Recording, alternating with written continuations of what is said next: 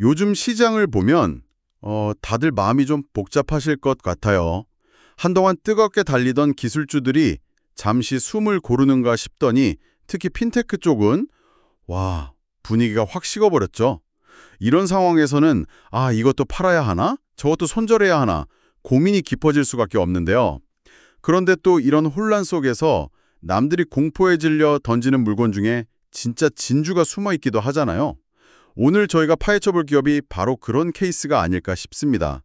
실적은 정말 나무랄 데 없이 좋은데 주가는 이상할 정도로 얻어맞고 있는 핀테크 기업 레미틀리 글로벌입니다. 맞아요. 핀테크 분야는 지금 그야말로 찬물을 뒤집어 쓰는 격이죠. 사실 이건 뭐 핀테크 자체의 문제라기보다는 경제 전반의 분위기랑 맞물려 있어요. 사람들이 지갑을 닫기 시작했다는 신호가 곳곳에서 보이거든요. 치폴레 같은 식당이나 나이키 매장에서의 소비가 줄고 있고 주택시장은 여전히 꽁꽁 얼어붙어 있고요. 한때 시장을 지배했던 AI 열풍도 조금은 뭐랄까 이성적으로 변하는 분위기죠. 게다가 일부 지역 은행들의 대출 부실 문제나 자동차 할부금 연체율이 오른다는 소식까지 들려오니 투자 심리가 위축될 수밖에 없는 환경입니다. 이러니 자연스럽게 돈의 흐름과 직결된 핀테크 기업들이 가장 먼저 타격을 받는 거고요. 바로 그 지점인데요. 그런 악재들 속에서 레미틀리라는 기업은 왜 어떤 분석가들에게 지금이 절호의 매수 기회라는 평가까지 받는 걸까요? 오늘 저희는 이 미스테리한 상황을 하나씩 조목조목 따져보려고 합니다. 우선 레미틀리, 이름은 들어봤어도 정확히 뭐라는 회사인지 낯선 분들도 계실 텐데요. 핵심 사업은 해외 송금입니다. 그런데 해외 송금이라고 하면 사실 웨스턴 유니언 같은 거대한 공룡 기업들이 꽉 잡고 있잖아요. 저도 예전에 해외에 있을 때 몇 번 써봤고요. 레미틀리라는 회사가 후발주자로서 비집고 들어갈 틈이 있었나요? 솔직히 또 하나의 송금 앱 정도로 생각하기 쉬운데 도대체 뭐가 달랐던 겁니까? 수많은 오프라인 지점을 기반으로 성장했죠. 돈을 보내려면 직접 지점에 가서 서류 쓰고 현금 내고 받는 사람도 지점에 가서 신분증 보여주고 현금을 받아야겠어요. 그런데 레미틀리는 처음부터 이 모든 과정을 스마트폰 앱 안으로 집어넣은 겁니다. 디지털 우선 전략이죠. 이민 와서 힘들게 일하는 분들이나 해외 지사에 급하게 돈을 보내야 하는 기업 입장에서 굳이 시간 내서 은행이나 지점에 갈 필요 없이 터치 몇 번으로, 그것도 훨씬 싼 수수료에 돈을 보낼 수 있게 된 거예요. 편리함과 가격, 두 마리 토끼를 다 잡은 거죠. 그러니까 낡은 오프라인 시스템의 그 불편함을 정확히 파고든 거군요. 정확합니다. 그렇게 개인 고객 시장에서 빠르게 점유율을 뺏어온 다음 최근에는 기업 간 결제 시장으로까지 영토를 넓히고 있어요.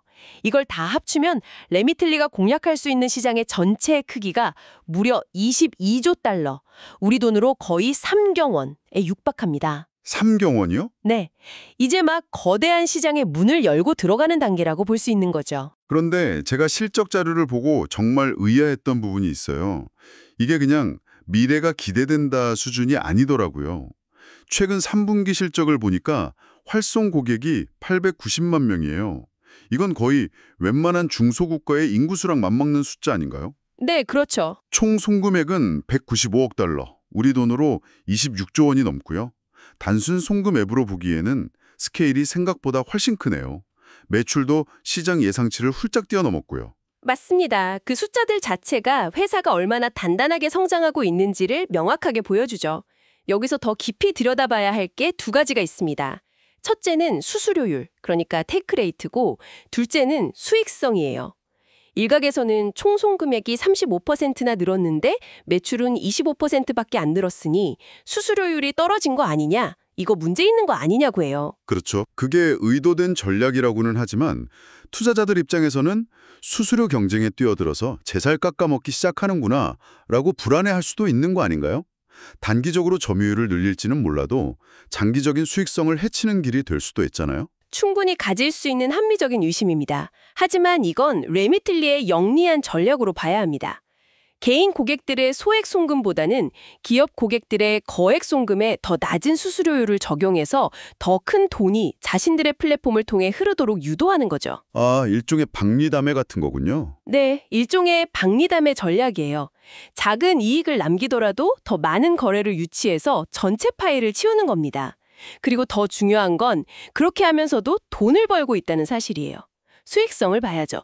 특히 조정 EBITDA라는 지표가 중요한데 이걸 쉽게 회사가 순수하게 영업활동으로 벌어들인 현금 창출 능력이라고 생각하시면 편해요. 그러니까 회계상에 복잡한 거 다 떼고 그래서 사업으로 돈 얼마나 잘 버는데 이걸 보여주는 숫자. 맞습니다. 근데 그게 작년보다 29%나 늘었고 갭 기준 주당 순이익도 흑자를 기록했어요. 외형만 성장하는 게 아니라 내실까지 튼튼한 기업이라는 증거죠. 잠깐만요. 지금 말씀하신 걸 정리해보면 고객도 폭발적으로 늘고 있고 총 거래액도 늘고 있고 매출도 시장 예상을 뛰어넘었고 심지어 이제 안정적으로 흑자까지 내기 시작했다는 거잖아요. 네. 이건 누가 봐도 A+짜리 성적표인데 보통 이러면 주가가 급등하는 게 정상 아닌가요? 그런데 실적 발표 바로 다음날 주가가 25%나 폭락했다고요? 이건 도저히 이해가 안 되는데요? 바로 그게 이 이야기의 핵심이자 가장 아이러니한 부분입니다. 시장이 레미틀리의 등을 돌린 이유는 과거의 성적표가 아니라 앞으로 나올 성적표에 대한 기대치 때문이었어요. 회사가 4분기 매출 성장률을 21% 정도로 예상했는데 이게 3분기에 25%보다는 낮은 수치였죠. 심지어 2026년쯤에는 성장률이 10% 후반대까지 내려갈 수 있다고 솔직하게 밝힌 게 결정타였습니다. 아, 그러니까 전교 1등 하던 애가 자음 시험에선 전교 5등 할 것 같다고 말하니까 실망해서 다들 등을 돌렸다는 거군요? 여정이 전교 5등도 엄청 잘하는 건데도요? 하하, 정확한 비유입니다. 월스트리트는 폭발적인 성장에 중독되어 있거든요. 아주 빠른 성장에서 빠른 성장으로 속도가 조금만 둔화될 기미가 보여도 가차없이 매도 버튼을 누르는 거죠. 투자자들의 실망 매물이 쏟아지면서 주가가 거의 1년 반 만에 최저 수준까지 밀려버린 겁니다. 하지만 바로 그 지점 때문에 이성적으로 판단하는 투자자들 사이에서는 이건 시장의 과민 반응이다, 무시하기 힘든 헐값이다 라는 목소리가 나오고 있는 거군요. 맞습니다. 이걸 더 큰 그림에 연결해 보면 현재 주가가 왜 매력적인 수준인지가 더 명확해져요. 몇 가지 가치평가 지표를 보죠. 주가 매출 비율 PSR이라는 게 있는데 이게 1.7배에 불과해요. 1.7배요? 네, 이게 얼마나 낮은 거냐면 보통 레미틀리처럼 20% 넘게 성장하는 다른 핀테크나 소프트웨어 기업들은 PSR이 최소 5배, 높게는 8배까지도 봤거든요. 그러니까 시장이 지금 레미틀리의 가치를 거의 3분의 1 토막 혹은 그 이하로 보고 있다는 뜻입니다. 성장 속도가 조금 느려진다는 이유만으로 거의 땡처리 수준의 취급을 받고 있다는 거네요. 그렇죠. 또 기업의 현금 창출 능력, 아까 말씀드린 EBITDA와 비교해봐도 연간 예상치의 11배 수준에서 거래되고 있는데 이것도 아주 매력적인 가격대입니다. 그리고 무엇보다 레미틀리가 가진 구조적인 강점을 잊으면 안 됩니다. 레미틀리는 은행처럼 돈을 빌려주고 이자를 받는 사업이 아니에요. 그저 돈이 오고 갈 때마다 통행료처럼 수수료를 받는 사업이죠.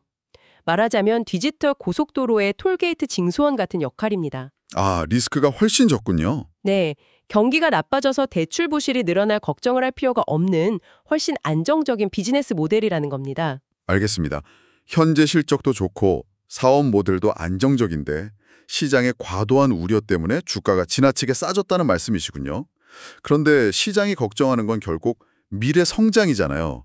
레미틀리는 이 성장 둔화 우려에 대해 어떤 답을 내놓고 했나요? 뭔가 새로운 비장의 무기가 있습니까? 당연히 준비하고 있죠. 최근에 아주 흥미로운 구독 서비스를 하나 내놓는데 바로 레미틀리 원입니다. 구독 서비스요? 네, 월 9.99달러, 약 13,000원 정도를 내는 멤버십 프로그램이에요. 송금 앱에 구독이라니 좀 생소한데요. 넷플릭스처럼 매달 돈을 낼 만한 가치가 있나요? 아주 영리하게 설계했어요. 고객들이 뭘 원하는지 정확히 꿰뚫어 본 거죠. 예를 들어 선송금 후 결제 기능이 있어요. 선송금 후 결제요? 네, 최대 250달러까지는 일단 먼저 가족에게 돈을 보내고 나중에 월급날 갚아도 되는 겁니다. 이자도 없어요. 와, 당장 현금이 급한 이민자 고객들 입장에서는 정말 매력적인 혜택이죠. 또 레미틀리 앱 안에 있는 지갑, 레미틀리 월렛에 돈을 넣어두면 연 4%에 꽤 쏠쏠한 이자를 줍니다. 마지막으로 해외에서 써도 수수료가 없는 체크카드까지 발급해줘요. 와, 혜택이 상당하네요. 이건 단순히 수수료 좀 깎아주는 수준이 아닌데요. 핵심은 그겁니다. 이 레미틀리 원은 단순히 월 9.99달러의 구독료를 버는 게 목표가 아니에요.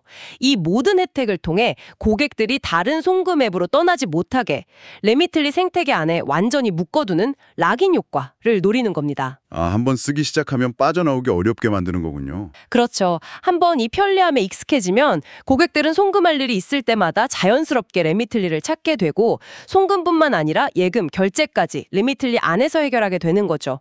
아주 강력한 미래 성장 동력이 될 수 있습니다. 자, 그럼 오늘 나눈 이야기를 한번 정리해보죠. 레미틀리는 디지털 우선 전략으로 해외 송금 시장의 강자로 떠올랐고 고객 수와 매출, 수익성 모든 면에서 아주 탄탄한 성장을 보여주고 있는 기업입니다. 하지만 미래 성장률이 과거처럼 폭발적이지는 않을 거라는 전망 하나 때문에 시장에서 그야말로 투매에 가까운 대접을 받으며 주가가 크게 하락했다는 게 오늘 분석의 핵심이네요. 맞습니다. 회사는 레미틀리 원 같은 새로운 서비스를 통해 끊임없이 다음 성장 동력을 만들어가고 있고 사업 모델 자체도 경기 침체에 상대적으로 안전한 구조를 가지고 있죠. 이런 점들을 종합적으로 고려하면 현재 주가 하락이 어떤 이들에게는 공포일 수 있지만 장기적인 가치를 보는 투자자들에게는 오히려 드문 기회가 될 수 있다는 시각이 힘을 얻고 있는 겁니다. 오늘 저희와 함께 레미틀리라는 기업의 속사정을 깊숙이 들여다봤는데요. 마지막으로 여러분께 생각해볼 질문을 하나 던지며 마무리할까 합니다. 시장이 50%, 100% 같은 폭발적인 고성장에만 열광하는 시대에 레미틀리처럼 매년 20%씩 꾸준하고 안정적으로 심지어 흑자를 내며 성장하는 기업의 가치는 과연 언제쯤 제대로 평가받을 수 있을까요? 그리고 여러분이라면 한 기업의 일시적인 성장 속도 조절과 다시는 회복하기 힘든 근본적인 구조적 문제를 어떤 기준으로 구분하시겠습니까?